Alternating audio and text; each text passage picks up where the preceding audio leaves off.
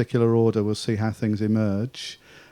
So just to get us kicked off, someone's asked the question, how do you decide what to do when your life is taking you down a path that you know is right for you, however, people close to you want to pull you off that path? I think it's similar to something yesterday someone asked as well, isn't it?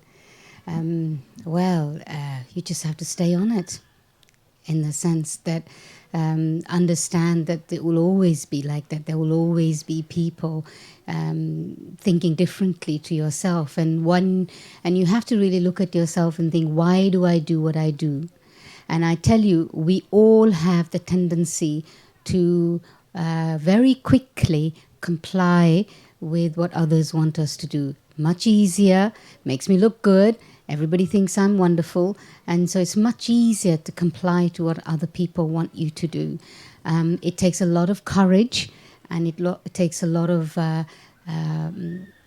strength to believe in what you're doing and stay on that course, even if others disapprove. And remember that they may disapprove of it now, but when they begin to see that it does work for you, they will commend you for what you've done. And not only that, be inspired by you to probably do the same thing that you've done as well.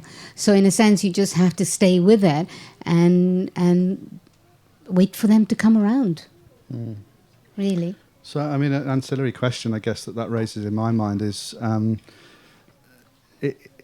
it's possible to be doing, to have the desire not to be influenced by what others want you to do, but to be doing that kind of out of a willful, deliberate sort of, no, I'm not going to do what you want to do. So how do you discriminate between doing, how do you really find what is right for you as opposed to just being, like teenagers get to this stage where they prove that they are an independent individual by doing the opposite of what their parents want. Absolutely. And maybe it's only later on that they kind of come into balance. I understood from the question that the person knew that they were on the right path. So then there is no question about it, that why am I doing it? And it really is to do with this whole aspect of really cleaning yourself out and knowing that when your life goes in the direction of not only what you want, but when you begin to see that what you do has a positive impact on other people too, that life becomes easier for you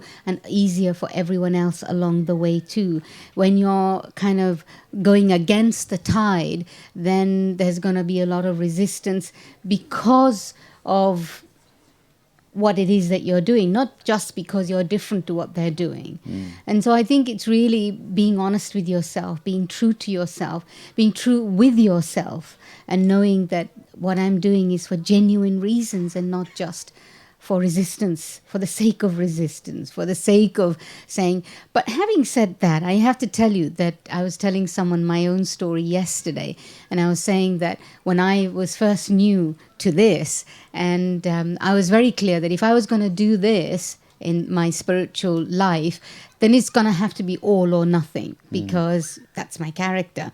But also I was very aware, we were in a family. My family was very, fun and easy and loving, and our household was always full with people and guests and visitors, and everybody loved coming. And I just knew that if I stayed home, there's no way I was going to continue to do what I was going to do. I was going to be pulled in all sorts of directions.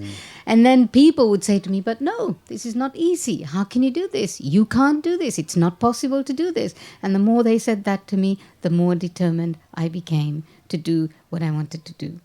But in a sense, not just for the sake of opposing it, but really feeling that this is what I want, but am I really going to not do it because everybody's saying it's too hard, don't do it, it's not easy, you're going to regret it. Am I really going to say no by listening to what other people are saying, or am I going to say no, having tried it myself and then deciding that I don't want to do this? I'm looking at the back there to see if Kusum Ben's nodding, because Manda's mum's sitting over there, so I'm just checking. My niece. And my niece. And your niece over there. Hi.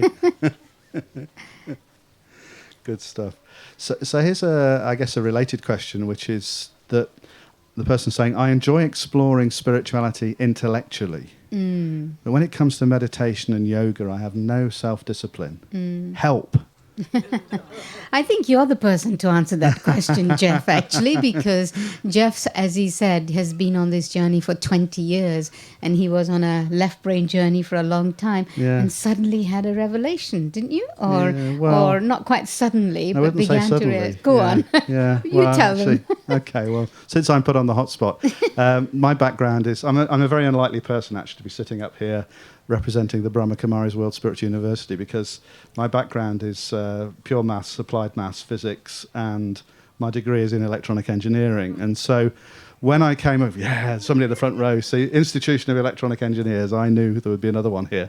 So my approach to this very much was I was absolutely useless at meditation. My wife, we both came along together, and my wife just took to meditation like a duck to water. But to me, everything that I did was something that I thought about, because that's what I'd been trained to do, and that's the side of myself that had been cultivated. You know, Manda used the term left brain.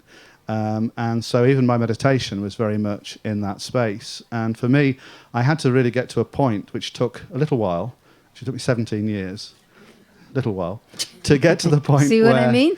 to get to the point where I realized that side of the self was so totally full with everything it could possibly be full with, that if I wanted to progress, there had to be a letting go of trying to work it out, trying to control it, trying to figure out how it worked.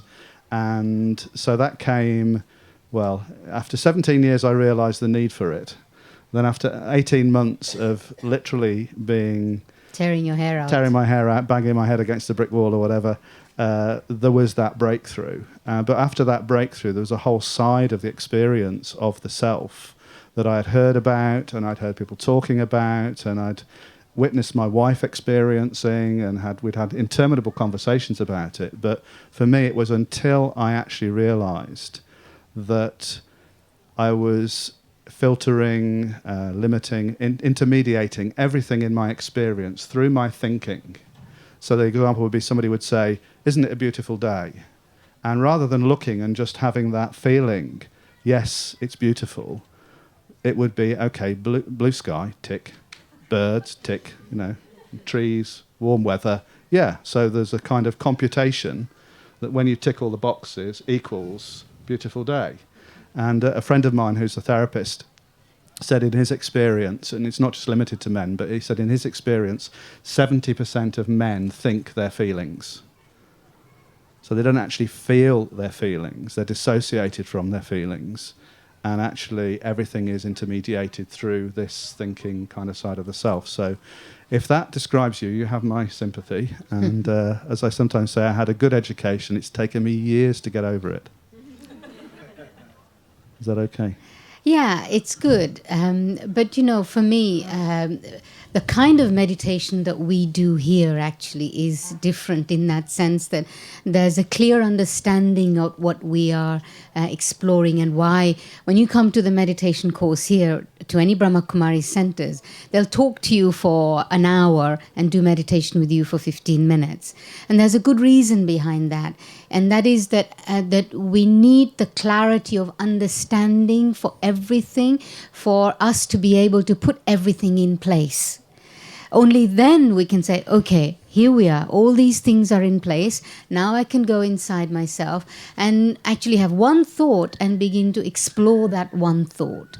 And what I really enjoy myself is, for me, actually probably quite opposite to what Geoff is saying, and that is that if I have to even speak, I can't just sit there and think and make lists of points after points. I say, okay, here's something that I need to speak about, and I need to go inside myself and actually have a sense of feeling that what exactly, if you ask me to speak about, let's say, happiness, then I would go inside myself and I think, okay, so when I'm happy, however long it's for, what do I actually feel?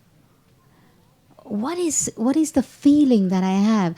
So I will give words and thoughts to my feelings rather than feelings to my thoughts. And I think that we all need to explore. It's not just men, although Geoff is saying 70% of the men, but I feel that it's probably the case for a lot of us, because even women who have this intuitive and instinctive side of them, some of them can just sit and have an experience, a spiritual experience, but many of us still need to understand and be clear, so that we can take ourselves into an experience and a feeling. So I think that when you understand something, it's not so bad, but then you have to say, okay, I understood this now. This is how much I understood. To how can I just sit quietly, peacefully, in silence, and explore what I've understood. I used to do this, especially. I don't do it so much anymore, but I'd take a spiritual reading, the teachings, and I would literally just sit. I would read a sentence at a time, and I would sit. And I would I would begin to explore the feelings and the sentiments behind the language, behind the idea. You have to give time to it. I think you just have to sit and give time to it. Because what happens is that we think, we understand, and we speak, and the confusion, men, women, everybody, what we delude ourselves about is that when we understand something, we think we are it. Because we get so good at understanding it and so good at telling other people about it. Somebody's got a problem, I've got a solution to it. And so I'm very good at telling other people about it, but I'm actually not good at putting it into practice myself. But there is that time between understanding, articulating it, and then, or before articulating it, exploring it myself, sitting with it, understanding, working with it, and then seeing, well, what is the result that I come up with. And throughout the day, actually, if we can become a bit more self-aware. I learned the understanding of honesty, which I liked very much. That is, to be honest means that a part of you must always be observing your own self. And we only have glimpses of this, in the sense that, I'm sure you've had this experience where you're about to do something, and before you do it, you know exactly, if you do this, and this will happen. Or if you do this, and this will happen. We've all had the experience of it, and we're about to do something, and we know we shouldn't be doing it, but we're right there and can't help ourselves. And so it's that, whereby I can just watch myself, and as I observe myself, I stop myself. And even if even if you give 2 seconds in between your thoughts and your words, actually it's a lot of time, because we always think that we have to react, not even respond. We always think that somebody asks a question, I have to be in there with an answer. But can I just stop for a moment and then give an answer?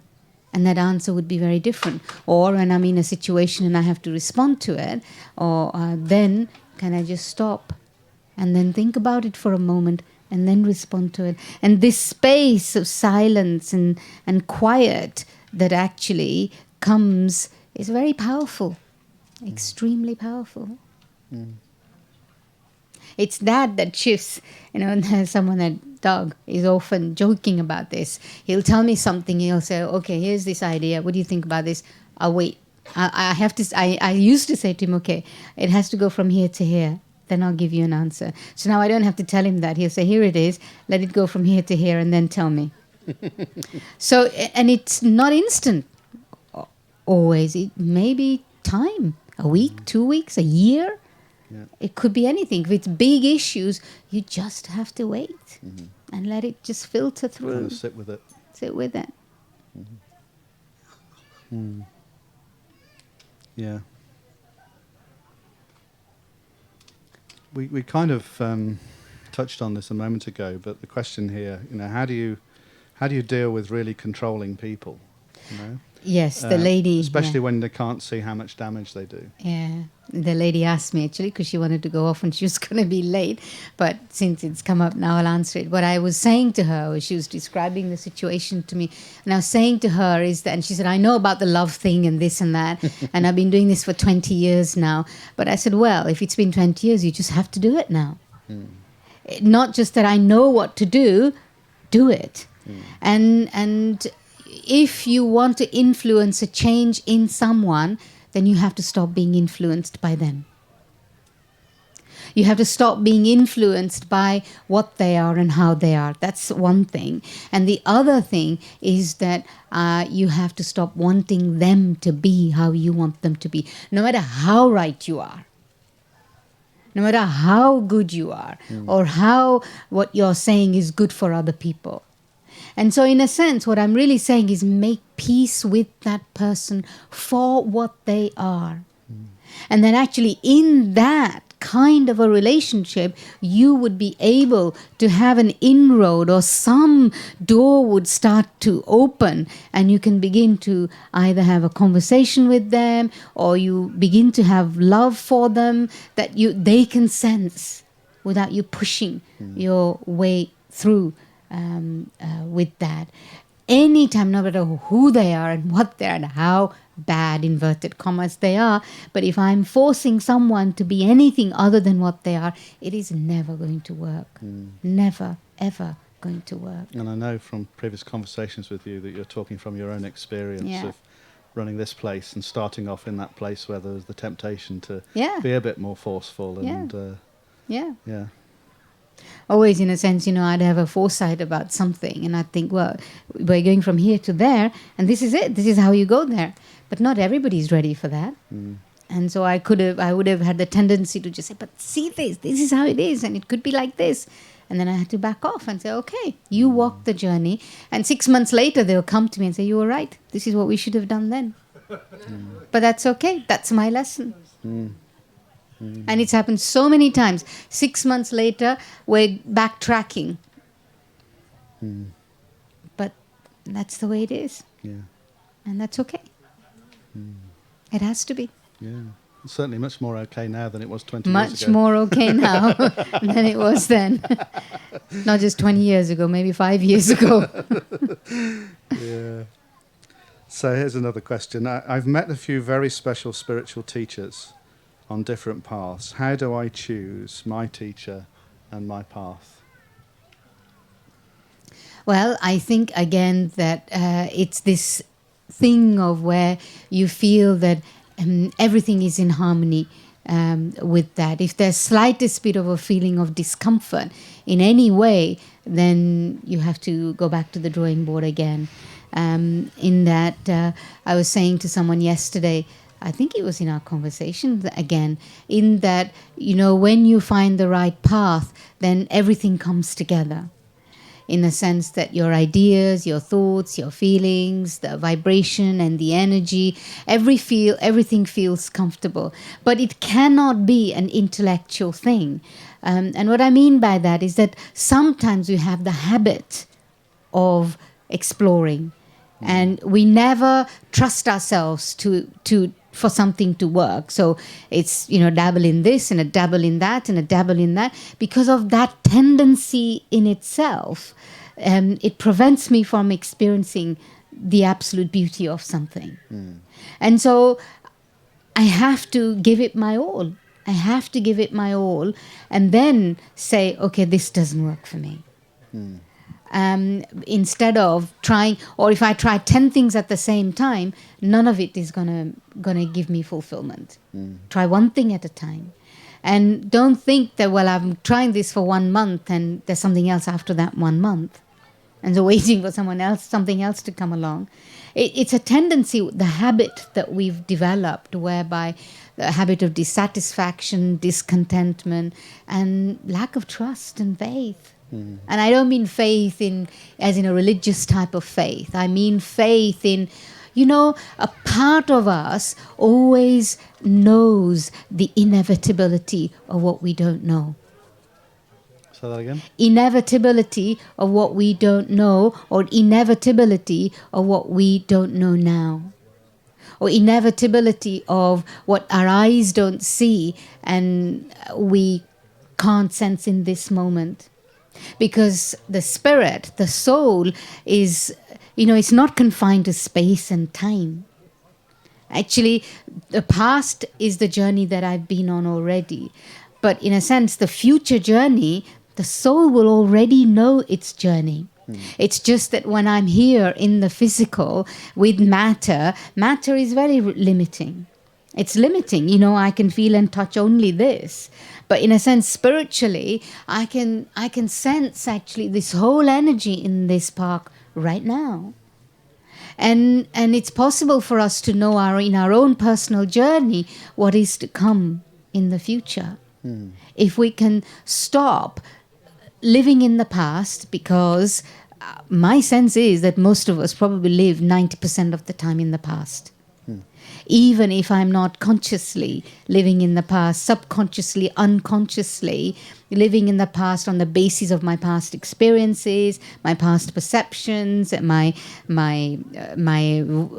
victories or my defeats, whatever. When I allow that to influence me in the present, actually, I've limited myself hugely. And so, in a sense, I'm not exploring the present, forget about the future, knowing that I can take charge of my future.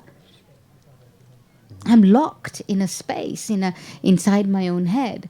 So we all have the ability, if we can be free from the past. And this is where meditation comes in the sense that we know meditation is a practice where you can make time stand still for you. You can make the world stop for you. And when you learn the ability to do that through silence and reflection and self-awareness and a connection with the divine, then actually when the world stops for you, in a sense, the world stops influencing you, then you can start saying, here is where I'm going now. Here's where I sense I need to go now, because I'm cleaning myself of the past and I'm not bombarding myself with what I think the world expects me and everybody else expects me to do. And so, the future is a clean slate. I clean the slate. Nobody else cleans the slate for me. Nothing is written there until I write it, because the future is a clean canvas. Who knows what the future holds? So you're saying, in effect, that the story we tell ourselves based on our experiences from the past, we have to be able to, put that to one side and just say, right, from now on, everything can be totally different. Totally different. And it's not that I'm denying or ignoring. I know that it's there, and I know that it can influence me, but I'm taking time to put it aside in order to cultivate this experience of freedom and cleanliness and truth and purity, if you like, of my consciousness, so that I can use that then to paint a picture for myself for the future. Which actually, this amazingly, the one I've got on the top here is, how do I connect with the predictive power I have within me? No. This is it. Very simple. Really very, very simple, I think. And again, this left brain and this complicated world of ours that has trapped us in the expansion and the variety that exists, the simplicity we find difficult. The lack of complications in spirituality we find hard to fathom. So, we can only feel accomplished when we can, unravel things and analyze things and, feel that we've achieved something. But actually, it's very simple. What we want to achieve is already there for us to explore. That actually reminds me, I was in a program in London, in the main BK Centre in London a couple of years ago now. And there's a woman in the audience, and she asked the speaker, there was a panel of speakers, she asked the speaker, she said, I've read all these self-help books, I've read Eckhart Tolle, I've read Stephen Covey, I've written, all these gurus of the modern age. She said, but nothing's really changed in my life. She said, what am I doing wrong? And he said, well, the thing is that You don't need to read lots and lots of books. Just find something that resonates with you and actually put it into practice. He said, because otherwise, he said, you're not really doing self-development. All you're doing is shelf development. Which I thought was a great line. Perfect, great. And this is exactly what I meant when I said earlier on, is that we feel that in the seeking is the achieving. In a sense where we keep seeking and we feel great because we're learning so much. We're accumulating all these experiences and we think, wow, my life is so rich. And it is rich with ideas and concepts of many other people's experiences. But what about my own? And I can only take myself into experience when I can clean all of that out and put it on one side and say, what do I know? What do I understand? And we were talking about this yesterday, actually, we know everything. And I don't mean that from a place of arrogance. And I mean that we know everything intuitively and instinctively. And it's just that when we come to places like this in an atmosphere of safety and warmth and openness, then actually we can emerge the wisdom that's latent inside of us. Everybody, why are we doing this? Why do we do this? We're doing this so that people can do this for themselves. You can go to people and find all these gurus. Your gurus will do something for you for a very short period of time, unless and until you become your own guru and teach your own self what you have to do. You can be seeking for the rest of your life, and you'll have gurus after gurus. But actually, again, because you encouraged me to reveal a little bit of my journey, I can remember actually turning to my wife on many occasions and asking her this question. I'd say, I'm going to ask you a very silly question because we've been on the path together for like 10 years, 15 years. How do you meditate? And there were two answers that she gave me. Just that like really, that. No, the first answer was, there isn't a how, you just do. Yeah. Right, and that really irritated me because for an engineer, there's always a how. You do this and then this and this and this. And so that was a real, I thought that was the most stupid sentence anyone had ever constructed in the history of the language. There isn't a how, you just do.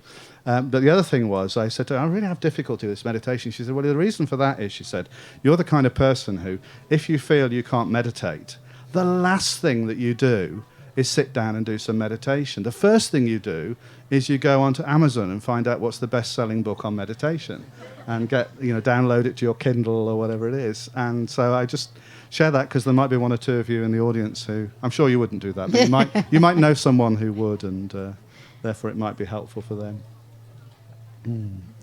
Okay, so here's a question. What's the best way for me to finish my karmic account with you? With me? Well, I mean, with anybody. I suppose with anybody in the general sense. Sorry, could you repeat that? Yeah, what is the best way for me to finish my karmic account with you? And maybe you could say a few words about karmic account and what that might mean. Karmic account, in a sense, anybody doesn't know what karmic accounts are? You don't know. What?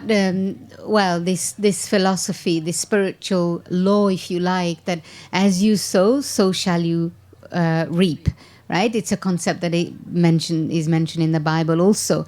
And what that really means is that we are constantly engaged in action and interaction with people, and the way in which you interact with others or the actions that you perform will always bring you back results. That is the payback.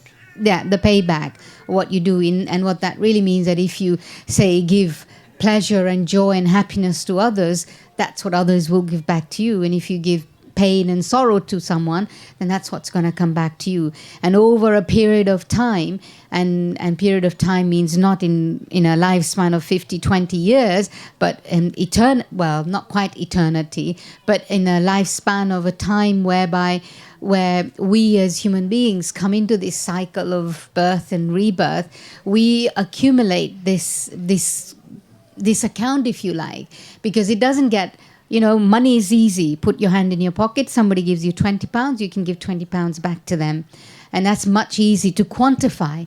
But this feelings, these experiences are not so easy to quantify. And therefore, it's an ongoing process and journey that continues, that it's the only thing you carry with you. In India, we have this notion that you come alone and you go alone. The only thing that comes with you is the quality or the influence of the quality of the actions that you performed. It's the only thing that goes with you. And with you means with you as in when you move on from one life to another.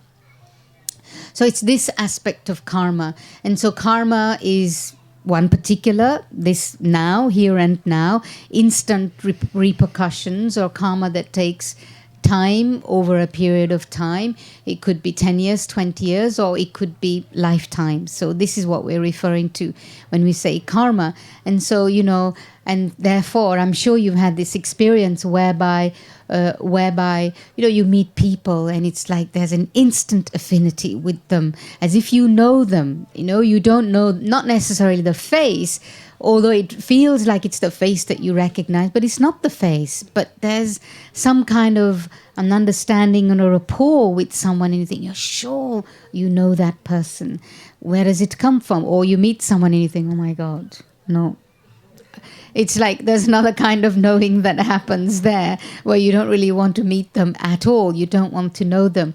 And these are all things, in a sense, that are residues of unfinished business with other people from the past. And so this is many, many things. This is in terms of relationships, in terms of my own physical body. I also believe that, if you suffer in your body, then it's also because you've... how have you used your body? It's also to do with environment and nature and elements. We're complaining about the elements in our world today.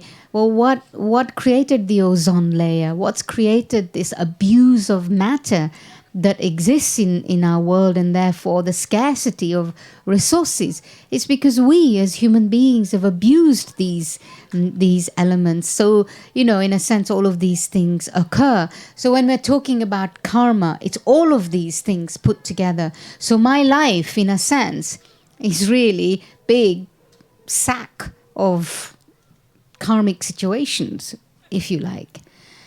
And so for me, so it's a big one. What comes first, the chicken or the egg? And so I don't know at this time which action is a repercussion and which action is a new action that I'm performing, which will create the repercussions in the future.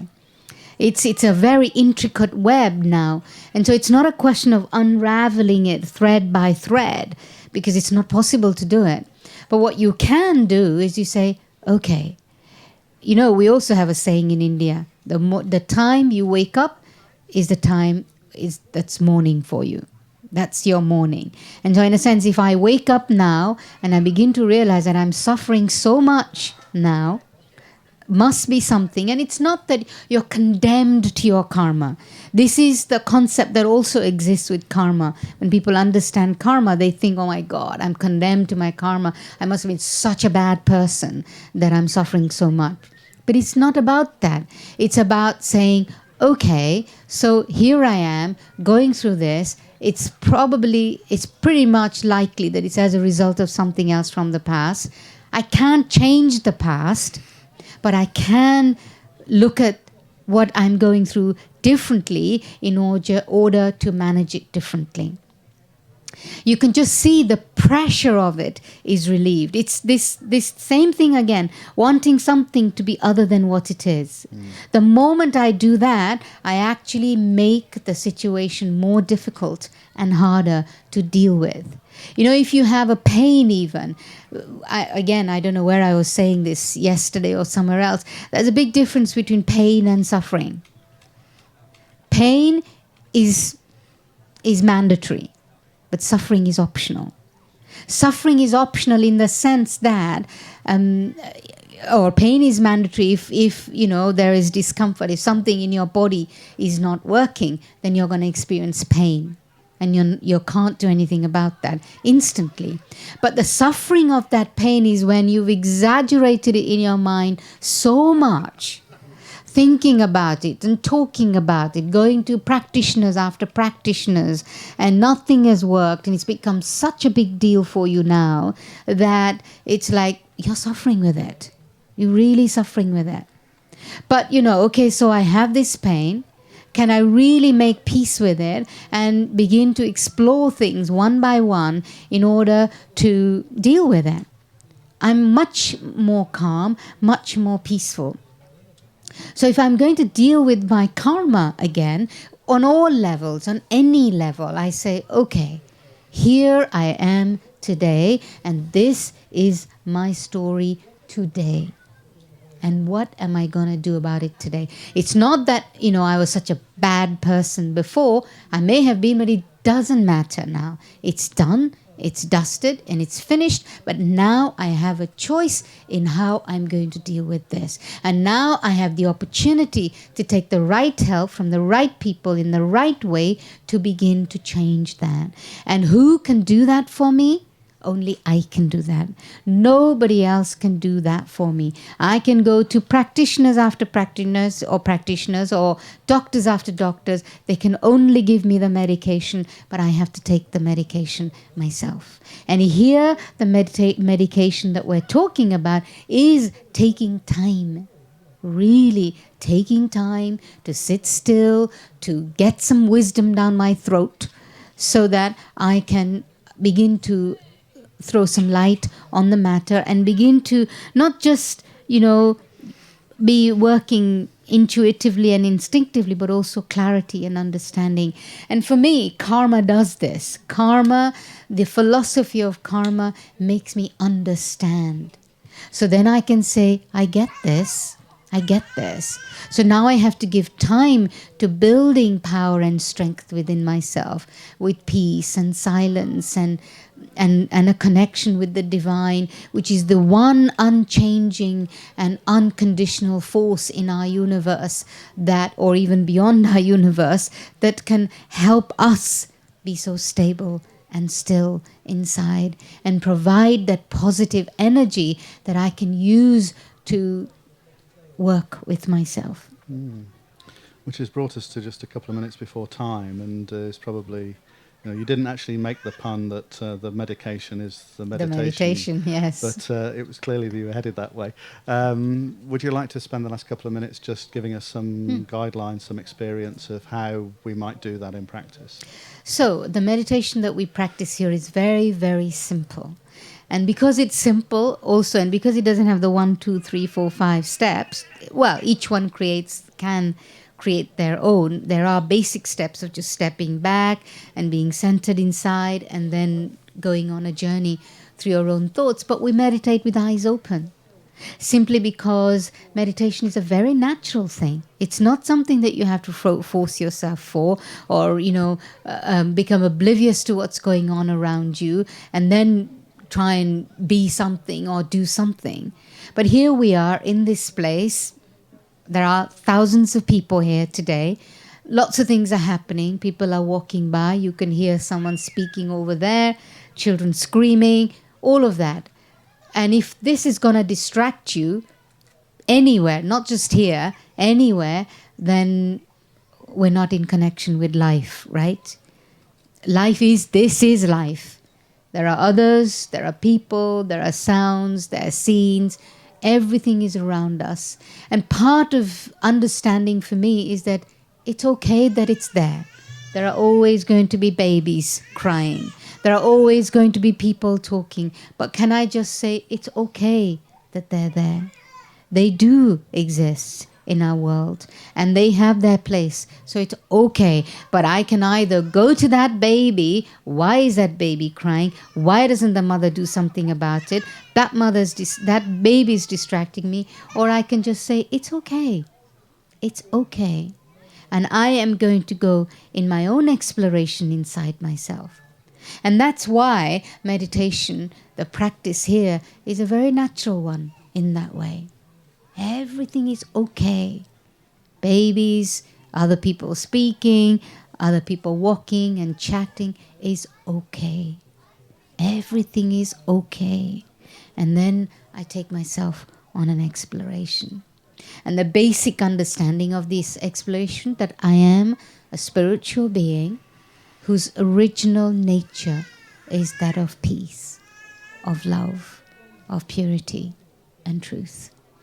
I am that. I'm always that. And so this is what I meant by this wiping of the slate clean. And as I do this, it's not hours and hours, moment by moment. It doesn't matter, a few seconds at a time. Doesn't matter when those seconds build into a minute and that builds into 5 minutes. It's okay. Whenever I can take those minutes, let me go inside myself. So let's just explore this. Sit still and comfortably, but relaxed, but alert, because often when we're too relaxed, it can kind of, we go into the land of nod, and that's not meditation. Sometimes people will fall asleep or nod off and will say, I had a really nice meditation. But relaxation is very different to meditation. Relaxation is one thing and perfectly fine. And we have a lounge over there. You can go and sit and relax there. You can doze off there. That's not a problem. But when you meditate, actually, you become alert. You become spiritually alert so that you become energized. So relax your eyes in one place. If you have your own practice and you want to close your eyes, that's fine too. But as a continuous practice, it's always very beneficial. Become conscious of yourself, sitting here in this chair. And go inside yourself and look at yourself in the screen of your mind. This mind really is an energy of thoughts. An energy that I can direct whenever and however I choose. One thought of peace is a thought that creates an energy that runs through my entire physical body.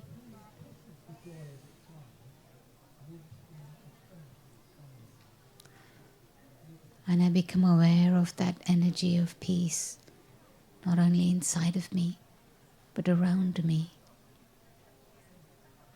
But it's not just peace, where there is absence of sound, but a peace in which there is total happiness and harmony inside myself. And it's as if I find myself into a deep well.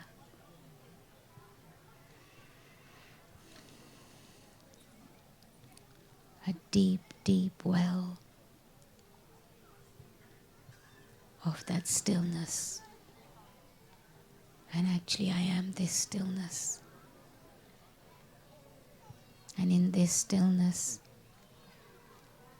I am conscious that I am this pure divine energy, deep energy of beauty. And it is this that allows me to be at peace with everything around me. And therefore, I'm able to be in a state of absolute love. And this love is who I am and what I am.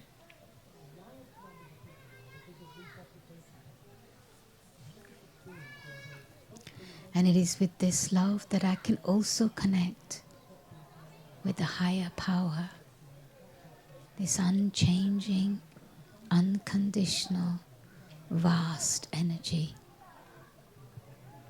of love and peace. The one energy that never ever changes or never ever lets me down. And as I keep making a connection with that,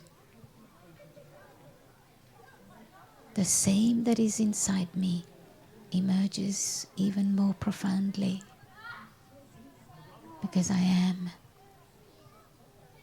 love, I am peace. And it is through this that any other experience of the past dissolves into nothingness, and I'm able to stay centered inside myself. And this is a place, a sanctity, if you like, a sacred place inside my heart and my mind that I travel to many times in the day, for as long as I choose, as long as I choose, as many times as I choose. And this vibration becomes my vibration. It's what I reflect through my eyes, my words, and my vibrations. Om Shanti. I am the essence of peace.